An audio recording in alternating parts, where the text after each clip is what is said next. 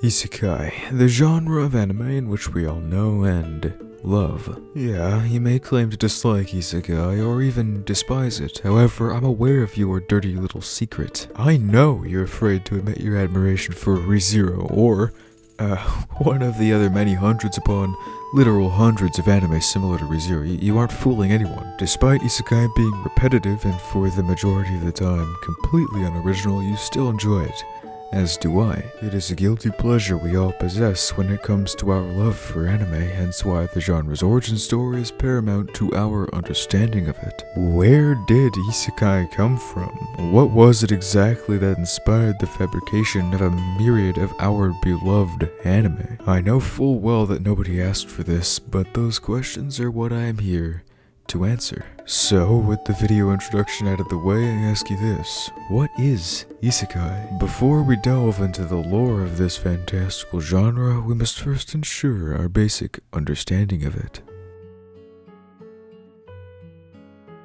Isekai is currently defined as a fantasy subgenre of Japanese light novels, anime, manga, and video games. Isekai works often centralize around an average person, in most cases an Earth dweller, who is abruptly transported to or reincarnated in an alternate universe containing magic, fantasy, and awaiting adventure. Now, the subgenre consists of two types per se. To be more specific, the protagonist either dies and is reincarnated in a fantasy world or is suddenly transferred to a fantasy world. That's it.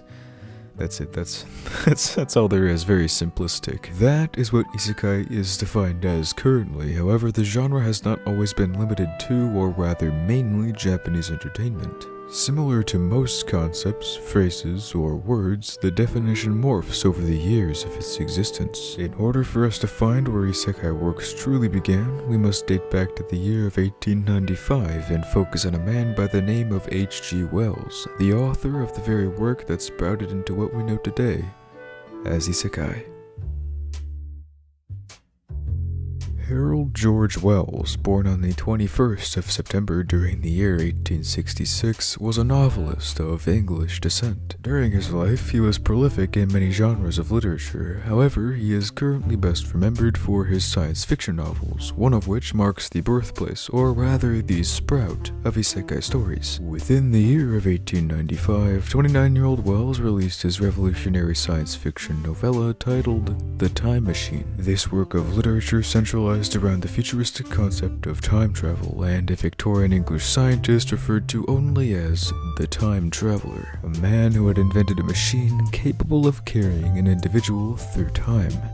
Hence the title of the book. The protagonist, for lack of a better term, makes use of his newfound invention and travels to the precise year of 802,701 AD, approximately 800,681 years into the future as of today's date, in case you couldn't calculate that number yourself. He uncovers an entirely altered civilization in which humans have reverted to their primordial ways of life. Technological advancement, the expansion of knowledge, morality, and a plethora of other paramount values and ideologies had been abandoned, leaving only the will to survive and the reliance on Mother Nature. I'll stop here for a second to give us both a little breather. In the meantime, I'll just inform you that I am completely aware of what you're thinking. Well, not completely aware, I'm not a psychic, but I have an idea. Yes, the time traveler still remains on Earth. Yes, he didn't travel to an entirely different universe, world, realm, or dimension. However, the moment in time in which he traveled to was borderline unearthly and almost entirely otherworldly. Trust me, I read the book. The only aspect preventing the time machine from holding true to the current definition of Isekai is the fact that the protagonist remains on Earth. However, as I had stated earlier, definitions change over time. Therefore, this story can still be considered an Isekai whilst holding a rather loose definition of the term. I mean, take a look at Dr. Stone. If that anime is considered an Isekai, surely this can be as well.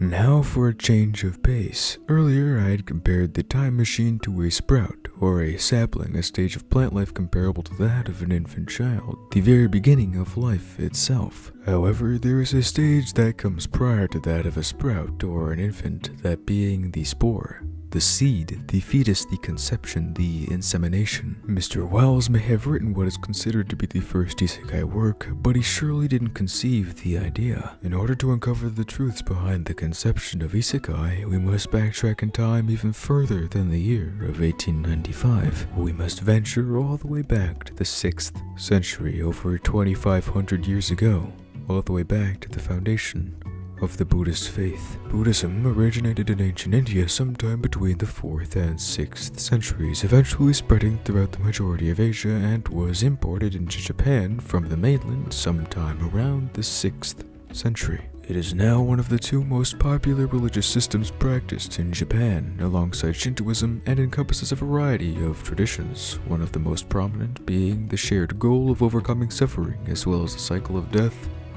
and rebirth, otherwise known as reincarnation, a concept often featured in isekai anime. You see, Japan often incorporates their own culture within anime, whether it be style of comedy, types of food, the functionality of school and or educational systems, use of language, and of course, religion. They all manage to find their way into the world of anime. Buddhist concepts such as karma and reincarnation quite obviously exude from anime such as Konosuba, ReZero, and that one fucking slime isekai. You can also find Buddhist temples, Shinto shrines, and prayers sprinkled throughout various other anime that aren't necessarily isekai, like Nichijou and Monogatari. Despite being concepts and ideas that were fabricated in ancient times thousands of years ago, they formulate the base structure for a myriad of our beloved anime.